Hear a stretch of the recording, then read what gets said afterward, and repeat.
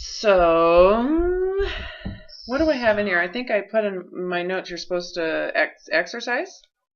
Yeah, I did that a couple times. Oh my Um, God, how was that? it was good. It was really different than usual.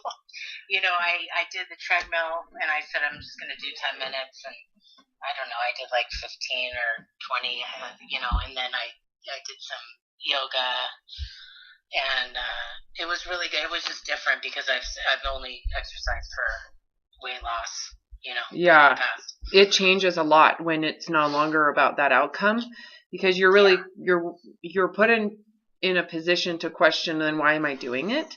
What is it that I really want from it? If I'm not going to get some aesthetic benefit, it allows people to actually enjoy and recognize the actual physiological benefits, the energy that, the improved yeah. energy.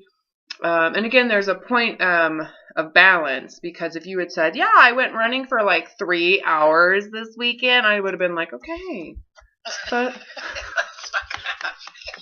No, but I you get know what what I you're mean? saying. Like Yeah, there's the point at which there's a balance point where it's actually really beneficial to your endocrine system, to your bones, to your heart, your yeah, skin, where our bodies have evolved to actually labor and work and be out in the sun and to yeah.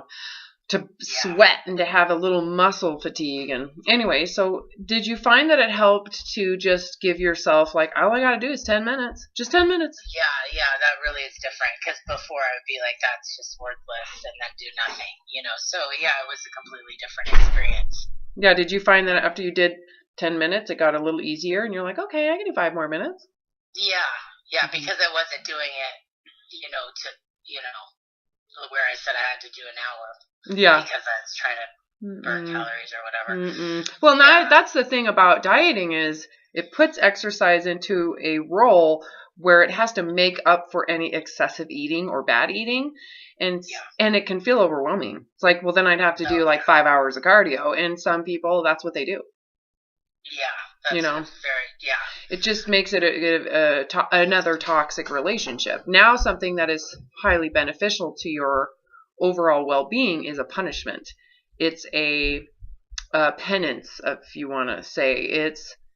It's not really something you enjoy. It's something that gives you a sense of safety, and that's not the role exercise should be playing. That was the role exercise became for me, which is why it became so obsessive, because all the internal pent up repressed shame and guilt and feelings of inadequacy within myself were I had to do all this exercise to make up for it, to feel I have something special and I feel better about myself because I could do an hour on the Bertha climber and keep my heart rate at 190. First the climber. Yeah, right. Yeah. Go, go. Your freaking heart rate is pounding out of your eyeballs. Yeah. All to feel better about yourself because you're such an inner piece of shit, Yeah. and so when you really go into your identity and you make it whole and you fall in love with the truth of the innocence that you really are, all of a sudden why would you use exercise for that reason? It's so, why would you do that to yourself? It doesn't Yeah. make sense to be so radical with something to just feel better about yourself or just feel neutral about yourself. So to be able to go into exercise and just be with it in a way that is natural and that is really about your needs, not your emotional needs. It's like your physical needs. 10 to 15 minutes of cardio is pretty damn good. Yeah, definitely. Yeah. It does. It feels good. For sure. It's very different than before. Yeah. Yeah. It's exciting.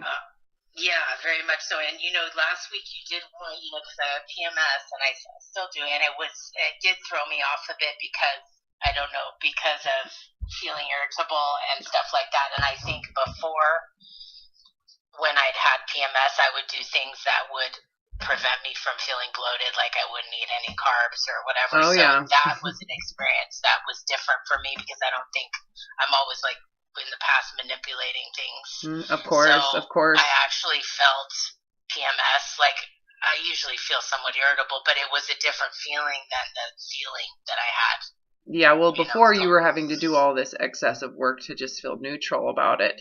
And even yeah, then, you're still irritable, agitated, and hungry, yeah, and now you're just eating like 10 bowls of salad instead of just go get a freaking bowl of cereal. yeah, But exactly. either way, you can look at that, and this was probably a really good experience for you to actually face feeling bloated. Like, I feel Yeah, it bloated, and was. this is what it's like to be a human being. Yeah, yeah, you're right. And yeah, it was different though because of also just feeling the like feeling the freedom before not well, it's still freedom, but feeling like I wasn't thinking about it and just feeling this irritability and the bloating and it just kind of threw me a little bit, I think. Well, Yeah, it was a reality check for you. Am I really okay with this? If this were to be this way permanently, am I okay yeah, with it? I remember too when I first recovered that first menstrual cycle, feeling bloated, and I had to actively surrender to it as it was occurring. And yeah, you'll find that that's what you're going to need to do. And eventually, once you do it, it doesn't matter. You'll never, yeah, it won't yeah. come up again. Your first Okay. menstrual cycle where it's like it's real. My rings don't fit. I'm I feel fat. Yeah, yeah, That is like, yes, you do. yeah, And you have to go into the surrendering of it as it's occurring. If you don't, right? Let's just say you go into denial or you go into judgment. You're going to yeah, struggle, you're going to have some issues come back up, right? Cuz yeah, yeah, you're going back into what you used to do or how you used to respond to it. And like you said before, I was always trying to be ahead of the game, so I never had that physiological experience, or it was minimized, at least psychologically. I feel bloated, I'll do an hour of cardio. Okay, you think you're not bloated. Makes yeah, sense yeah, because you yeah, think you're safe with the exercise, or you think you're safe with the extreme, radical restriction of carbs. yeah, yeah, So, but in reality, you're still freaking bloated. You're going to have a period. yeah, yeah. You just feel psychologically safer. Yeah, that's true. I was trying to figure it out because I didn't expect it. I mean, you actually said it before, in our last session. Um, so yeah, it was you had said it, so it was good that hmm I knew that. Yeah, and on top of that, you're actually hungrier. Your body Yeah, needs it was more. definitely. It takes more food for that hunger to go away, and it really helps to have carbohydrates Yeah, yeah, during that time. So, because your body is trying to increase your insulin, is trying to change your chemistry in preparation for your menstruation. So it's amazing to me. The symptoms will come back when you ovulate too. You'll notice there's a day or two where yeah, you're like raging testosterone, fiending on sugar for a day. But your yeah. husband is I've noticed really, that really at that cute. point. Yeah, your husband is all of a sudden is like he's so hot on that day. Yeah. No, I noticed that on the ovulation. Not a lot of people talk about it, but I actually remember pinpointing that when the first time I did HCG because hmm I was aware of the timing of it, Yeah, and oh so yeah. yeah, You get in tune to that, especially if you're using the hunger scale. You can tell why am I so hungry? This is real. So when someone has anorexic belief ideals and belief systems, you can see all of this is bad. It's bad to have yeah, PMS. It's bad to have cravings. What can I do about my cravings? There's this constant underlying belief knowing questions that if you're bloated and craving things or are hungrier, that is so bad. What's wrong with me? Well, yeah, you must have been eating more gluten. yeah, yeah, yeah, exactly. It's like, Yeah, yeah, never mind that this is part of evolution and how our species is still alive today. yeah, The desire to hunt and forage is going to be a lot heavier during that time. So, yeah, being able to experience this for the first time without doing anything about it really puts it in your face, because the psychological reaction, if you still hold on to any beliefs around thin supremacy, is something has to be done. You have to do something. And that the weird feeling is that this is going to be permanent. You're going to be fat forever. You know, Yeah. that's your survival mechanism. That's how it comes across. And so what we're trying to do is diminish that mechanism in regards to this. We don't want it. So you have to not respond to it. That's the goal. Yeah. Is you're going to have that. You're going to have that feeling of you're going to be fat. You're going to be fat forever. You're overeating, you piece of shit. You're going to have to fix this. And your goal is to just do nothing. So all of that drama is going to be going around in your head and in your emotions. Yeah. And you do nothing. You just surrender to it. And the way you surrender to it is to accept what the threat is. You're going to be fat. You're going to be fat forever. And you surrender to that and say, so be it. If I'm really hungry, I cannot sit here and say that's a bad thing. I will just do what the body is telling me to do. I'm going to freaking have a pancake. Yeah. You know, I want a pancake. I want a pancake and I'm going to put a little syrup on it. Yeah. Maybe mix some syrup with peanut butter. And I'm going to enjoy it. I'm not going to feel bad about myself. And I'm going to eat until I'm satiated. I won't overeat. I'm not going to feel bad about it. I'm not going to hurt myself. And if I end up being overweight forever, gaining 10 pounds every time I have PMS for the rest of my life, eating to hunger based on what my body is instructing me to do, so be it. And so that's what I meant by you surrender to it. You go into the threats and you say, okay, all right. You don't deny it. You don't go, oh, you're right. My life is going to be so terrible if I gain 10 pounds today. Yeah, you just go, all right, I surrender. If that's the truth of reality, I'm going to accept it. I'm not going to fight reality. I'm not going to create that intentionally, but I'm not going to fight it either. I don't want to pay attention to it. Oh, yeah. Menopause. Yeah. I am so excited for menopause. Let me tell you. Because I'm so sick and tired of my menstrual cycle. Yeah. I would rather have a tire of fat around my abdomen and not have a period. Yeah. I really feel that way. Because that's how little I give a shit. Yeah. Right? Yeah. I don't symbolize it as something. I don't care what someone thinks. I'm not afraid to die if I have diabetes. Yeah. Right? So you go into what the threat is from that culture. Those are the threats, right? Your health. You're going to die. You're going to have a heart attack. Yeah. You're going to have cancer. Okay. Yeah, totally. Yeah. Okay. Again, it's all compared to, I am comparing it to, and this is why people who don't have eating disorders would look at me and go, she's crazy radical. Yeah.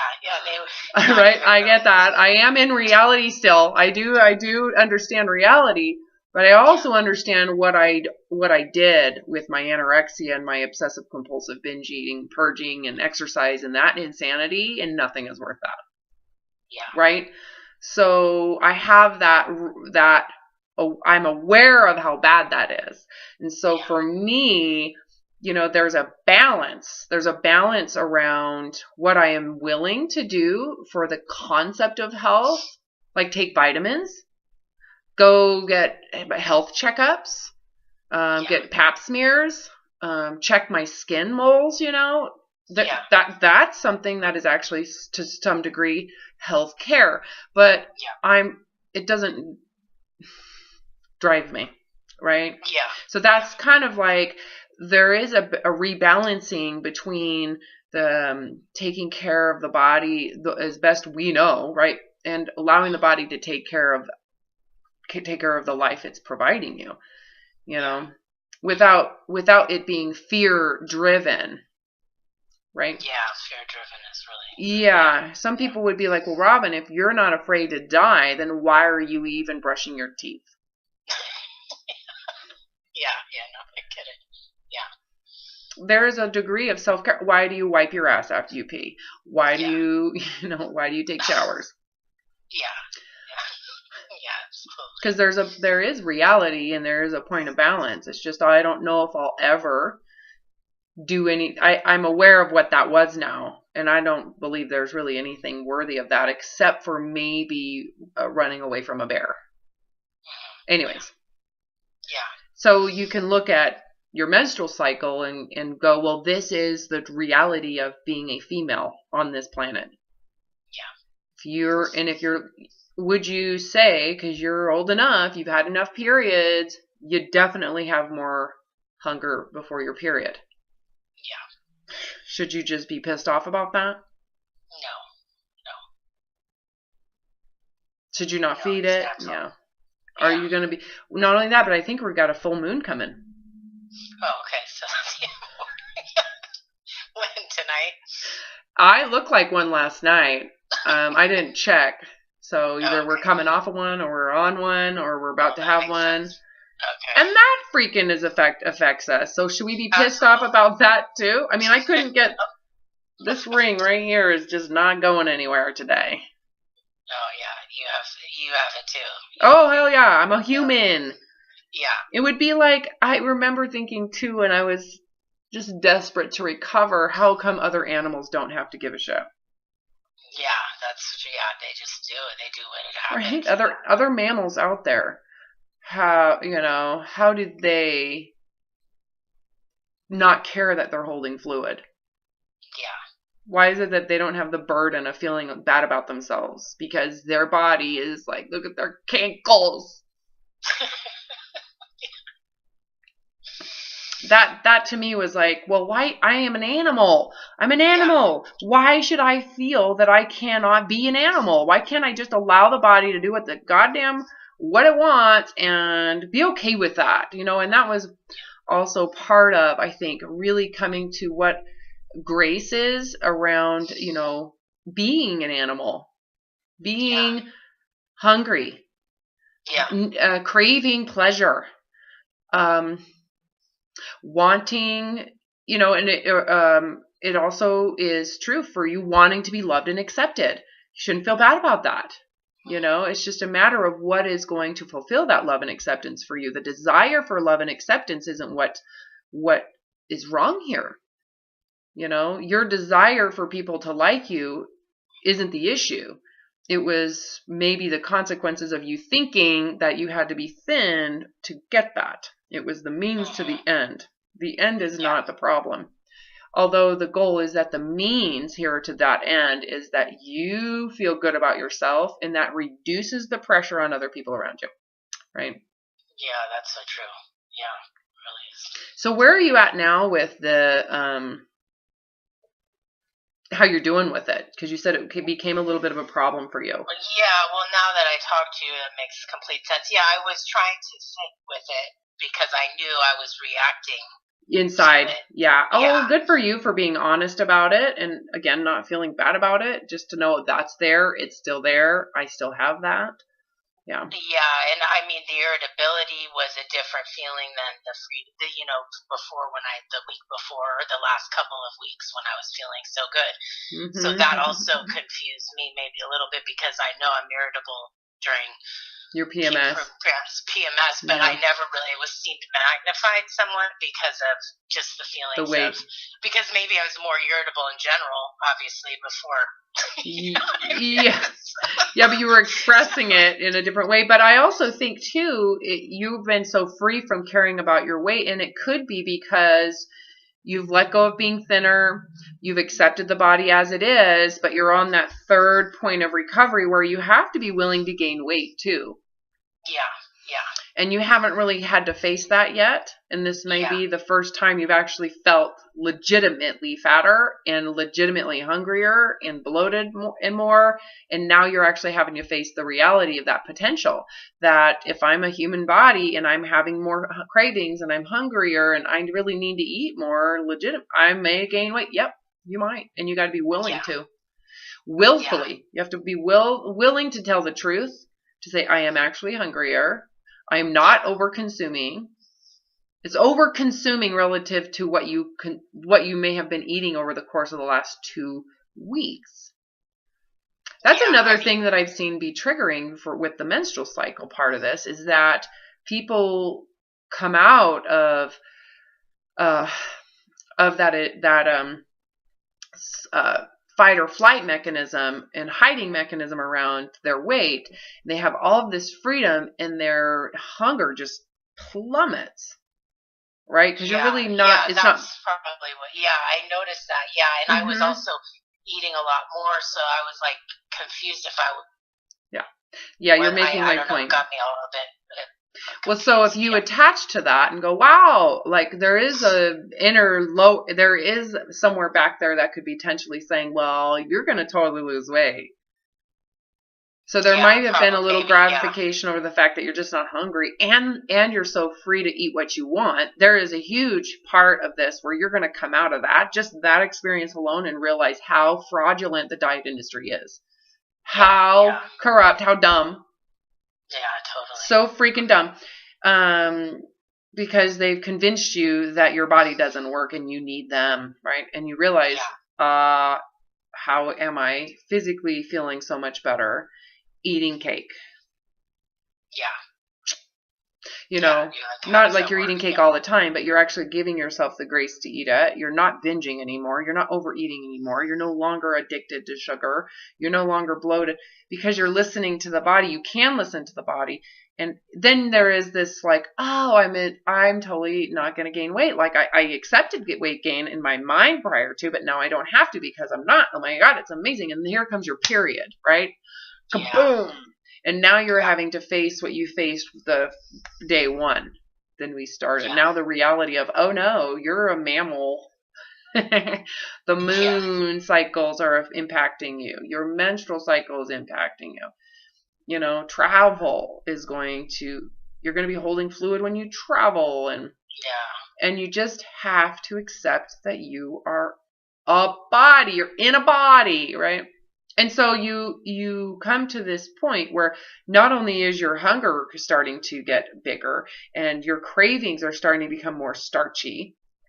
Cake is looking real good. That chocolate cake, oh, I just want that for dinner. I mean, it just is really more potent in terms of what your body is, the signals it's telling you. And you have to be willful. You have to be led.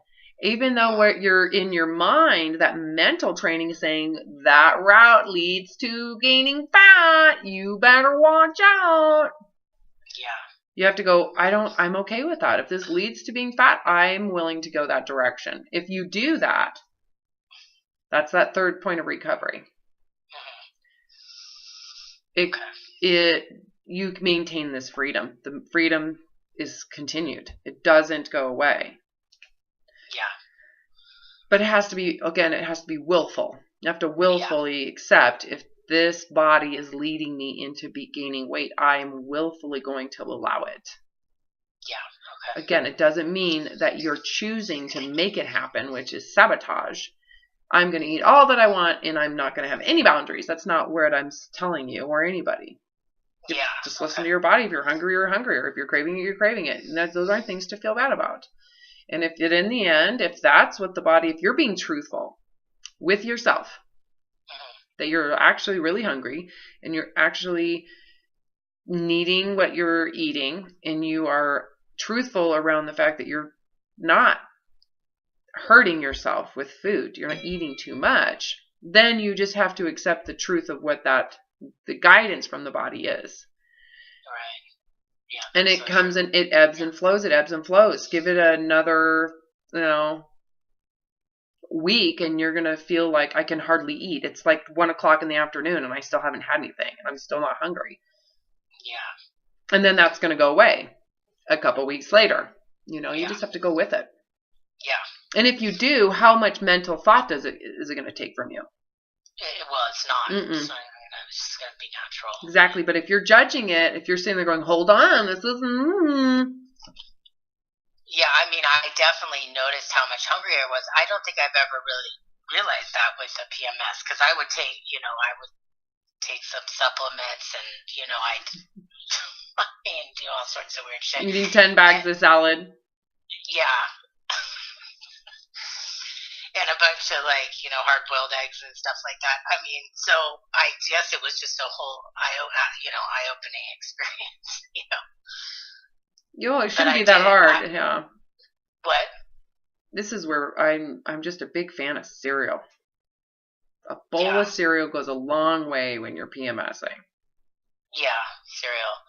I actually had like a baked potato with butter and cream cheese last night. I Yum. mean, sour cream, because I felt like that, which is some, so which helped. Good. Yeah, getting that starch in there. It does. It's amazing to me too. It's like, why you sit there and you're just chewing on a piece of leather, wondering why. And it's like, we'll have a piece of toast. Yeah. And you just, and the moment you do that, you're like, oh my God, that feeling that was just like, eat, just went away. Yeah. No, it's annoying. It gets really annoying. There's been times where it's like 9 p.m, I'm ready for bed, and I'm just like, that feeling is just like, and you know what? I'm like, fuck it. I'm gonna bowl cereal. And I just eat. It's amazing. It's like, holy, that's all it took. I should have done that 2 hours ago. Yeah. Completely. Yeah. So it's been a good eye-opening experience this week. Yeah. I love it. Well, and this was again, it's a common. I'm gonna have to write about this. I'm gonna have to write a little snippet on me last menstrual week, and if cycles. you hadn't, I probably would have gone completely bananas or something. You know what I mean? Because you did say you'll be hungrier, you're gonna be bloated. Get ready. Yeah, and I didn't really. I mean, I was like, but then it really happened. So I'm glad you said something, because it felt so different to me than before. It is so different. It's kind of like, and I've described this in different ways, but this is a common description. It's like you've been floating on your back now in beautiful blue, calm water, and the sun's out, and you're watching all the seagulls, and all of a sudden it gets cold, and the waves are coming in. And you're like, okay, Robin said to just lay here. Yep. Just float on the top of the water like a weed. But as soon as you say this is wrong and you come up out of the water, all the drama shows up again. Absolutely. You feel it instantaneously. You do. Yeah. Isn't that crazy? It's like all of a sudden you're pinching your fat going, I'm so fat, this is ugly. I should weigh myself. I need to weigh myself, because if I weigh myself and I haven't gained weight, I'll feel so much better. Oh my gosh, yeah. You know? And then poof, the freedom is gone. And poof, you're all of a sudden eating a whole bag of chips. Yeah. Not realizing, why would you eat a whole bag of chips? Even if you're PMSing, are you really even hungry? No, but I feel like I'm fat and ugly. No one likes me. So true. Yeah. Wow. That's crazy. Yeah. And my husband's an asshole. I don't know why. And my kids are horrible children. Oh my gosh, yeah. So this is something that comes up when for your first menstrual period when you're going through. Yep. Especially for people who are on the anorexic side, for sure, because it's like, oh my God, I have to really accept. Yes, you do. It's not fake. Yeah. Okay. And you might gain 10 pounds and never lose it.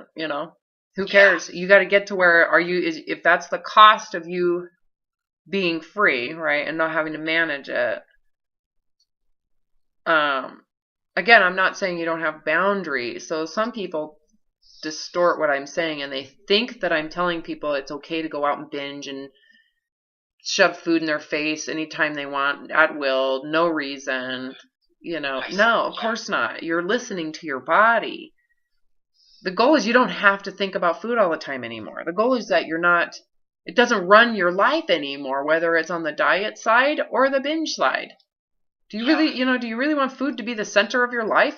No. Do you really want your weight to be the center of your life? No. So you release both, and you let the body dictate through the sense of hunger when and how much to eat. And when you've got a menstrual cycle, it's not going to be a static line of ease. That's how it is for men. Yeah. They literally, no change. Yeah.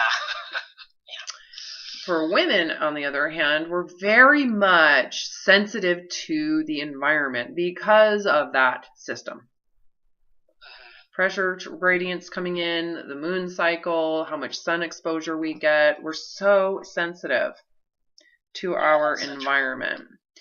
And enjoy it. Yeah, You know, absolutely. Yeah. accept it really, and then it just becomes something that's fascinating. It's fascinating to me.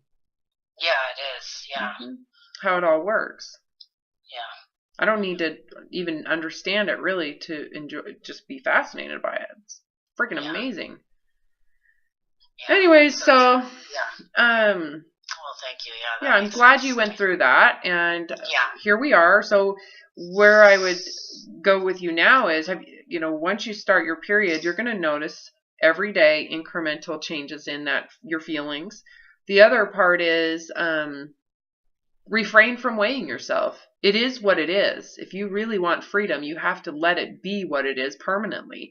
It makes no sense to need to find out what is it, what's going on. Do you really need to know, especially if you have made the choice and it's a permanent choice to not do anything about it? What's the point then? No, I know. I actually gave my scale away a couple weeks ago, just because so it's not that, It's a moot point, and you got to be able to do that with other forms of measurement too. Measuring your waist size, you just have to let it become what it's going to become, and it's going to find a point of stability.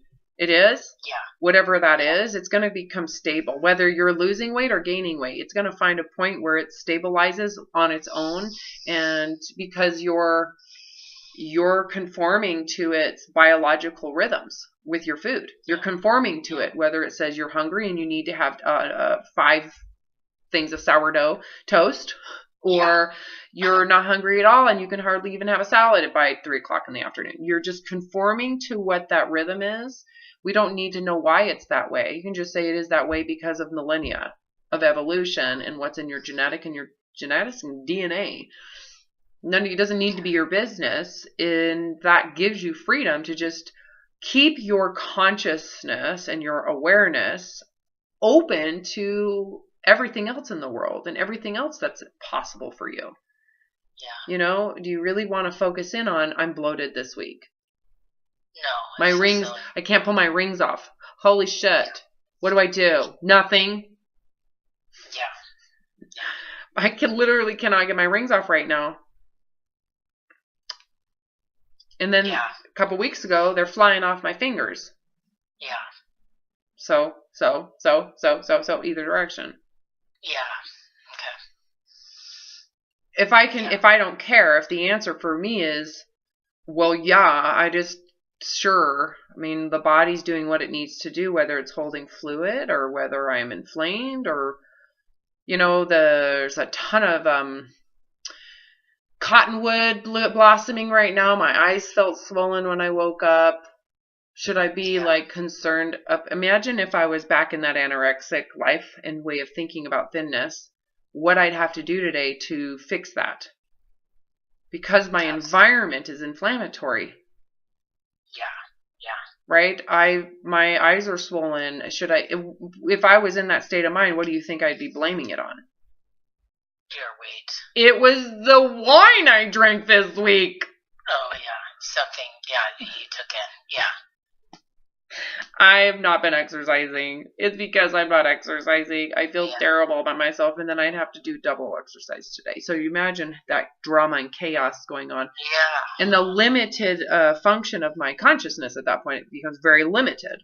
Yeah, you become completely cut off from Yeah, and then what I find fascinating too is people who then have to do what they have to do. They have this much higher state of euphoria once they fix the problem. So they are super sensitive to that primal, you did it, you're safe, you're special, you're, to where they become dependent on the activity just to feel sane.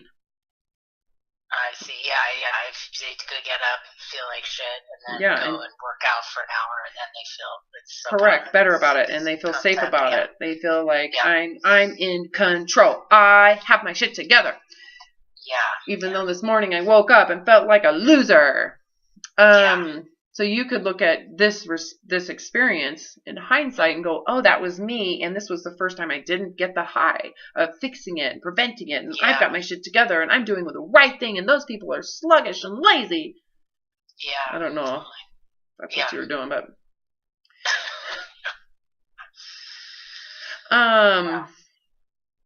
so all in all, don't do anything. That's my suggestion for you today is, of course, I think the getting the activity is an aspect you're going to want to do and continue to work on for no reason, for absolutely no reason at all. Yeah, absolutely. Yeah. But que sera, sera. Yeah.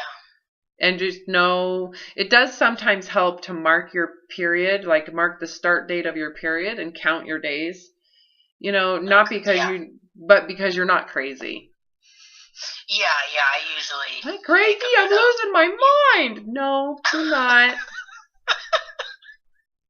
I've taught this to my daughters. I'm like, you need to mark this day because when you're in that space, you're going to think everybody's an asshole and it's you. Yeah,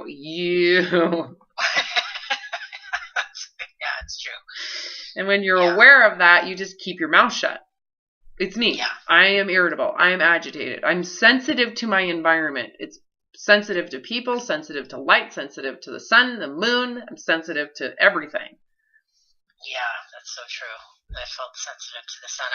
You mean it's just, it's more intense. Yeah, it is. I didn't even think of, that's, very interesting. And there's nothing. I felt like that this weekend too. There's nothing wrong with that. There's nothing wrong with it. There's nothing wrong with you. There's nothing wrong with the fact that in order for you to feel better, you need a freaking cookie. Yeah. You need that baked potato. Yeah. You probably felt a lot better just by eating that. Absolutely. And it had nothing to do with emotions. Right? No, it in didn't. terms of like, I'm justifying it, rationalizing it, I deserve it, I've earned it. There's no emotional drama going on. It's really just sounds good. Oh, yummy. Eat it. Oh, God, that just hit the spot. I feel like this relaxed state. Different. Yeah, absolutely. Yeah. Because before I would have eaten like 4 more because I would have felt bad about it. Well, and then you would have said, but then I'm going to do this like 2-hour exercise tomorrow, or I'm going to totally go low carb for the whole week. Yeah, this is exactly. You would have rationalized eating all 4 of them.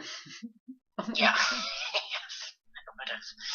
Which is so funny when you hear that, right? Like, it seems so funny. Yeah, exactly. Because I thought it was, like we talked about before, when it's like 1 leads to 4, like a food addiction or something. But it's so silly, Right? And then that leads to, going to the fast food chain and getting 5 burgers that you're going to...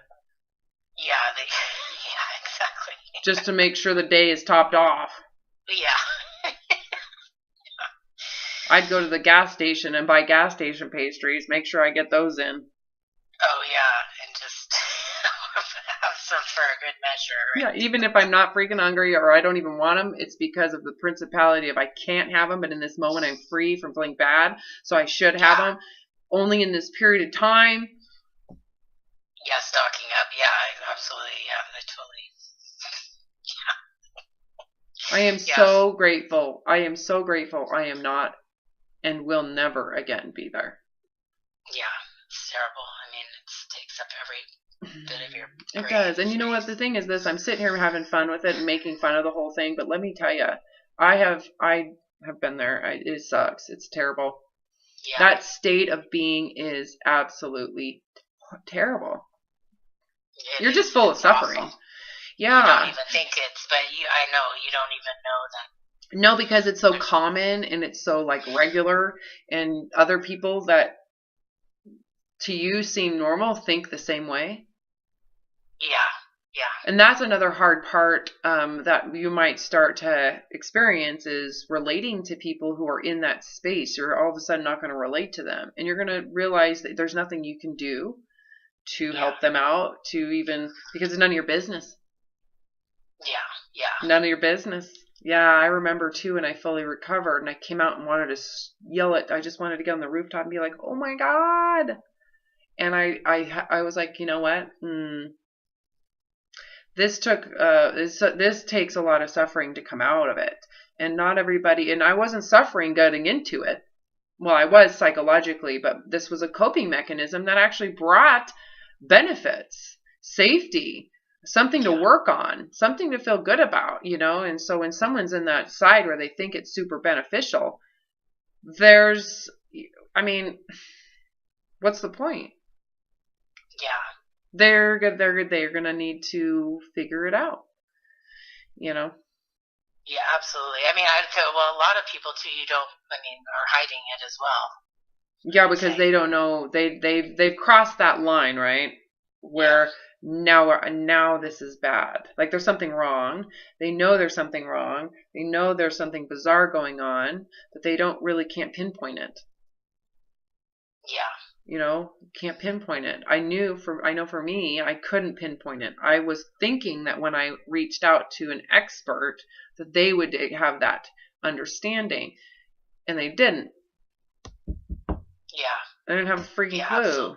You have a disease. This is genetic. This is in your genetics. This is in your family. Someone in your family has this. That's what I was told. It's like, what? So I'm the special child that gets to suffer? Yeah. Yeah, absolutely. I remember going to like OA, Overeaters Anonymous, and I felt like it didn't really help me because it was like I felt like it was more murky and depressing, and I don't know. It just, I think that just depends on the group you're in, right? I love the 12 steps, but it's when you're told you have a disease and you have to omit sugar and starches and you have to micromanage that. Can you imagine? You're trying to get recovery and they're telling you to do something that you want recovery from 10 times over. They're telling you to do it 10 times harder. Yeah. And then they're saying, and look, I've lost weight. You can do. Yeah. So it's completely, So all in all, you're doing better. Oh, yeah. And it makes a lot of sense today. It's kind of... Do you see now that you kind of needed to go through this to actually fully surrender everything? Absolutely. Yeah. So I want to go over those, those 5 points of recovery, of which not everybody does in this order, but some people do. The first point of recovery is letting go of any concept of being thinner than you are. In combination with that one is the second point of recovery, which is you have to accept the body you're currently at. And the symbolism of failure because of it. It's not just the body, it's the symbolisms around it. So I will never be thinner, point 1, which means you'll never be superior. You're never going to be on a pedestal. No one's ever going to be proud of you. So all those symbolic attachments you attach to thinnerness have to be surrendered. If you're going to stay the same weight, again, it's relative. Everybody's at a relative point. I have clients who are in their 300, 400 pound range who have to be okay with where they're at.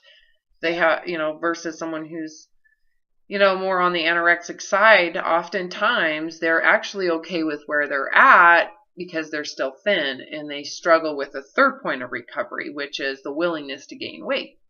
I really don't find a whole lot of problems with my binge eaters on that end because they've just kind of lived with this weight gain for such a long time that if it's now, they just have to get over it. They get over it. Whereas those anorexics have a very, very, very difficult time with weight gain. They have a very difficult time with their period, right? So but when you say anorexic, you're saying if someone has the anorexic mentality, but they also binge eat. Yeah. Yes.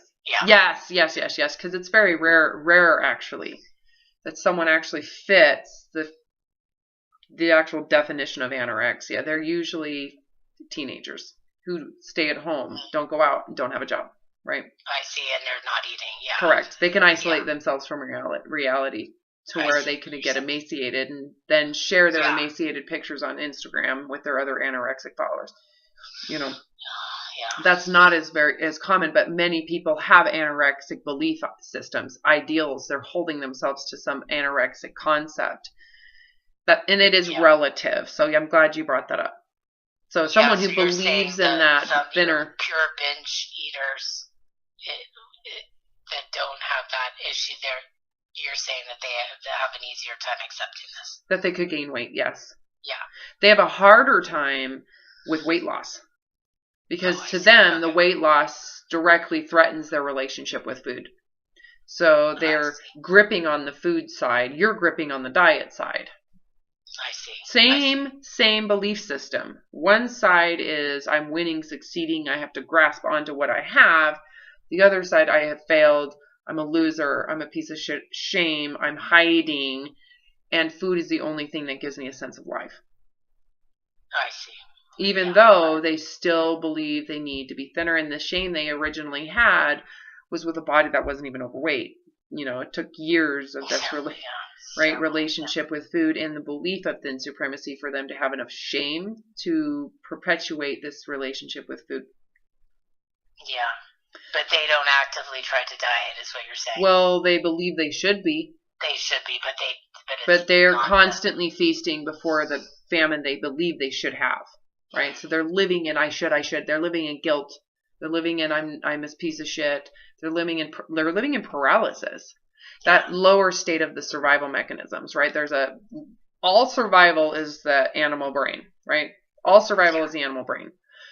The lower part of survival is that I suck. I can't handle it. There is this feeling of loss and I can't handle it and I suck. And so your behavior is more in hiding, paralysis, shrinking, avoiding, which is a lot of what people do when they have binge eating issues, is they're actually hiding. And food is like a shield, becomes a shield for them. Whereas people on the upper side of the lower function, the upper end of survival mode, they have a little more confidence in their ability, and they do have a little more hope, and they can reach that ideal. So they're fighting for that thin ideology. They want to be prideful. They want the pride. They want. There's a lot of glamour in what they're striving, and they have a sense of capacity to do it. Whereas again, the binge eaters feel, what's the point? I have lost. Everything sucks. I'm never going to be able to do it. And to some level, because you get larger and larger and larger, that feeling gets bigger and bigger and bigger. Yeah. It comes to the point where you do give up, where there's a level of apathy in there. Yeah. Okay. Paralysis and apathy. Yeah. So back to the 5 points of recovery, letting go of anything thinner. So can you see where, to some degree, someone in that binge eating part of this, that, I have failed, there's no hope, they've to some degree come to that realization and they've lowered their standards. Doesn't mean they still believe that there is a smallerness or a thinnerness out there. They're just not looking for the pedestal of thin supremacy winner, gold medalist, right? You have to accept the body you have currently. That's hard. That's hard to do for people who are in the binge eating side of it. Because they have physical ailments. They actually have physical limitations. Oftentimes. Yeah. And then you have to be willing to also gain weight. Yeah. For whatever reason, whether it's you're traveling, whether it's for many people on the anorexic side, it's inevitable. They're going to gain weight. Yeah. Right? Because everything they're doing to just stay the same weight is just astronomical. It's just crazy.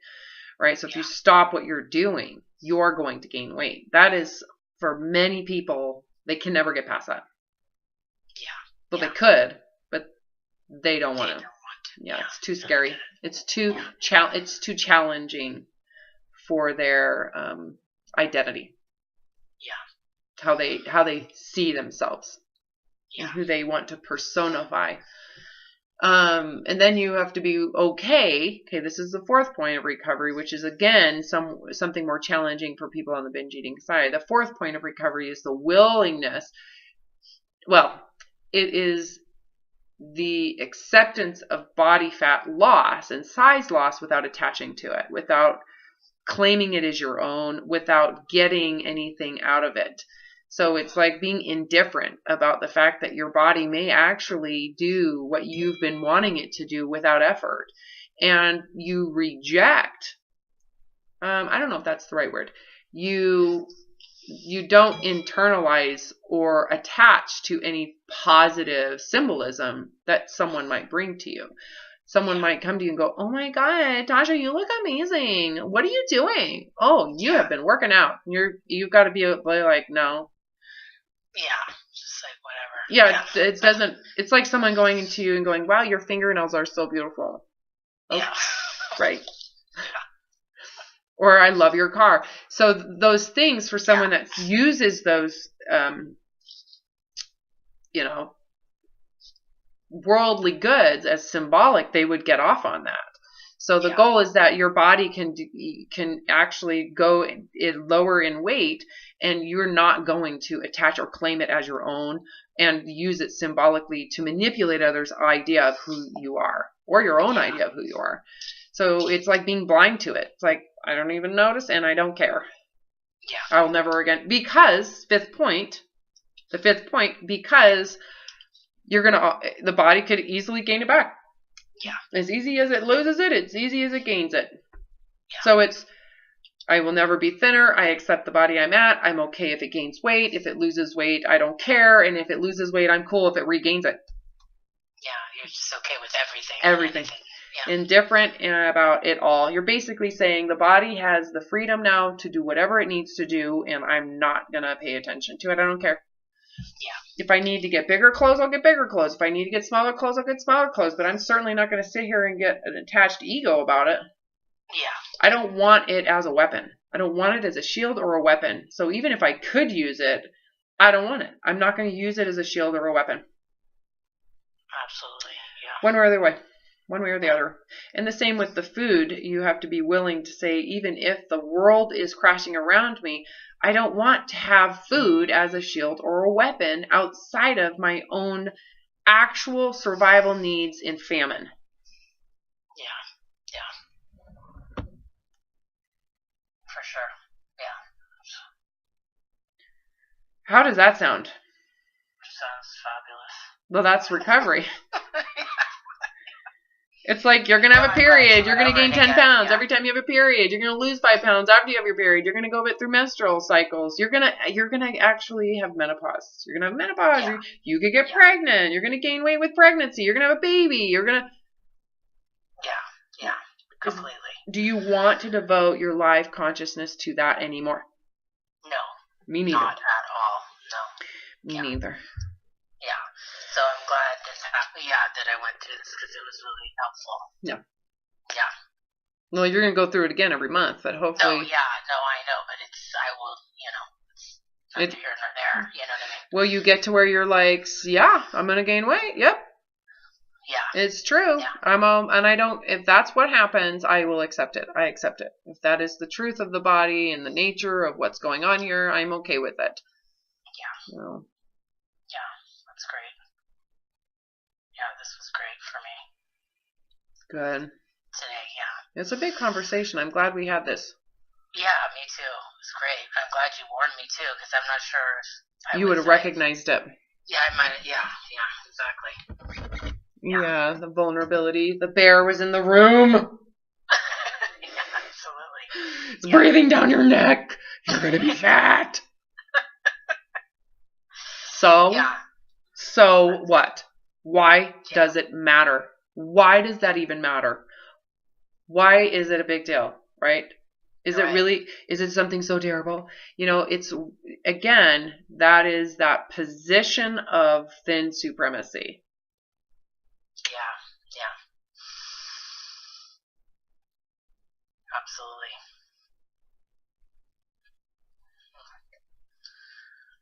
Well, this is, All right. So I'm going to challenge you to go back into exercising. You need to do that. Okay. Keep on doing it. Keep on doing what you're doing. 5 minutes here, 10 minutes there. I don't even care. Just do something that you feel is like good for you and something you can enjoy and see yourself doing for a very long time. Okay. And let's look at